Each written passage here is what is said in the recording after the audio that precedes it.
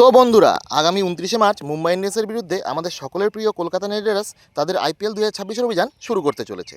এই ম্যাচে দুই দলের প্লেইং ইলেভেন কী হতে চলেছে, দুই দলের শক্তি ও দুর্বলতাই বাকি, কে কি পারবে এমআইয়ের মতো এত শক্তিশালী দলকে হারাতে, সব প্রশ্নের উত্তরই তোমরা এই ভিডিওতে পেয়ে যাবে। তো ওয়েলকাম বন্ধুরা তোমাদের খেলার আড্ডা চ্যানেলে।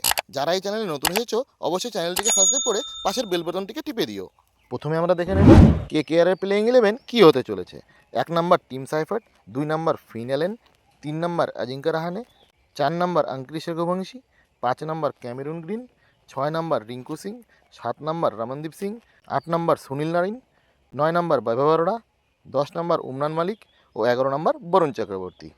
আর অন্যদিকে এমআইয়ের প্লেইং ইলেভেন হতে চলেছে 1 নম্বরে কুইন্টন ডিকক, 2 নম্বরে রোহিত শর্মা, 3 নম্বরে তিলক বর্মা, 4 নম্বরে सूर्यकुमार यादव, 5 নম্বরে উইল জ্যাক্স, 6 নম্বরে হার্দিক পান্ডিয়া, 7 নম্বরে সেরফান রাদারফোর্ড, 8 নম্বরে শার্দুল ঠাকুর, 9 নম্বরে দীপক চাহার, 10 নম্বরে ট্রেন্ট বোল্ট ও 11 নম্বরে জসপ্রীত বুমরা।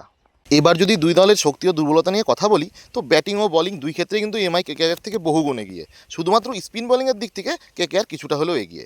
শুনতে অবাক হলেও এটাই সত্যি যে চোট আঘাতের কারণে কেকেআরের বোলিংয়ের যে অবস্থা, তো এমআইয়ের বিরুদ্ধে প্রথম ম্যাচে ফাস্ট বোলিং করবেটাকে সেটাই কেউ জানে না। এবার প্রশ্ন হলো কেকেআর কি পারবে এমআইকে কোনোভাবে হারাতে। দেখো, উভয় টিমের যদি দলের কম্পেয়ার করি, শক্তির দিক থেকে কিন্তু কেকেআর এমআইয়ের ধারে কাছেও আসে না। তার মধ্যে আবার এমআই খেলবে নিজের ঘরের মাঠে, আর ওয়াংখেড়েতে মুম্বাইকে হারানো যে কতটা কঠিন সেটা আমরা সবাই জানি। কেকেআরের বোলিং শক্তি খুবই দুর্বল, তাই কেকেআর যদি প্রথমে ব্যাট করে যত রানই করুক এমআই কিন্তু করে ফেলবে বলে আমার মনে হয়। তাই কেকেআরকে ম্যাচ জিততে হলে ফার্স্টে টসে জিতে বোলিং নিতে হবে। তো কেকেআরের জন্য কিন্তু এই ম্যাচের টস খুবই গুরুত্বপূর্ণ হতে চলেছে। তো তোমরা এই ম্যাচে কাকে সাপোর্ট করছো, কেকেআর না এমআই? কমেন্টে জানিও কিন্তু।